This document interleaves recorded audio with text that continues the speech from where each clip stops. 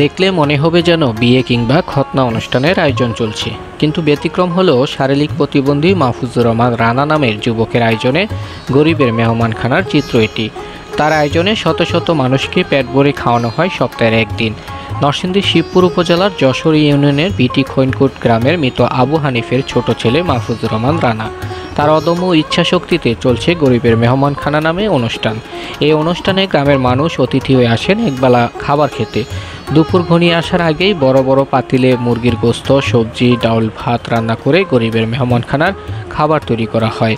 মেহমান এসে উঠানে বসেন, পরে মসজিদের ইমাম আসলে দোয়া করে খাবার বিলিয়ে দেন মাহফুজুর রহমান রানা। তার এই মেহমানখানায় পেট ভরে খাবার খেয়ে খুশি অতিথিরা।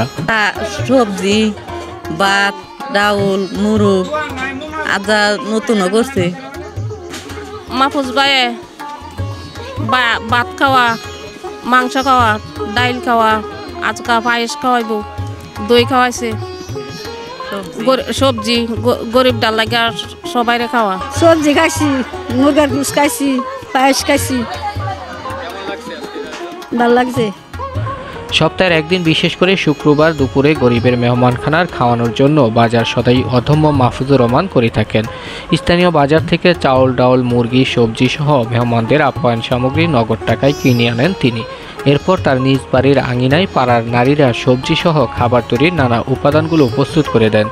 অতিথি আপ্যায়নের সময় আসেন আরও অনেকেই। এছাড়া তার পরিবারের লোকজন আনন্দ উল্লাসে এই আয়োজনের সঙ্গী হয়ে সার্বিক সহযোগিতা করেন।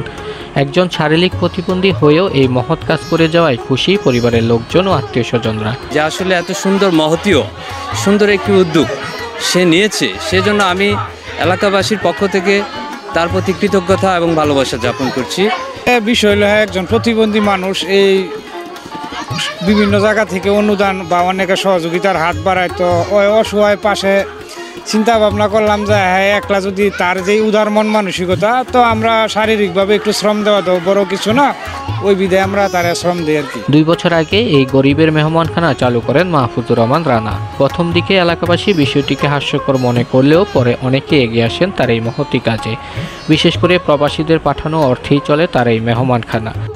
যারা সুবিধা বঞ্চিত মানুষ আছে, তো তারা যে রাস্তাঘাটে এবং পরিবার থেকে যারা অবহেলিত, তো তাদেরকে দেখে আমার খুবই কষ্ট হয়, কারণ আমি তাদের কষ্টটা বুঝি। আমি একজন শারীরিক প্রতিবন্ধী, হয়তো আমার পারিবারিক অবস্থা তাদের চেয়ে ভালো, তো আমিও তাদের জায়গায় থাকতে পারতাম যদি আমার পারিবারিক অবস্থা ভালো না হতো।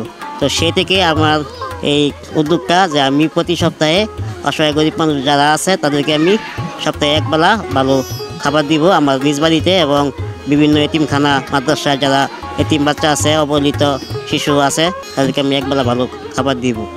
এটা প্রথম মূলত শুরু করি আমার নিজ অর্থায়নে, তারপর এগুলো আমি সোশ্যাল মিডিয়াতে আমি প্রচার করি।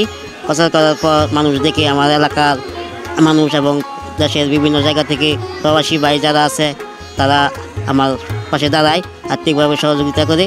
তো তারা আমার পাশে দাঁড়ানোর পর আমি এই কাজগুলো এখন কন্টিনিউ করতে পারি। সমাজের গরিব অসহায় মানুষদের নিয়ে এই আয়োজন হলেও এখানে নিজ ইচ্ছায় এসে যে কেউ এই খাবার খেতে পারেন।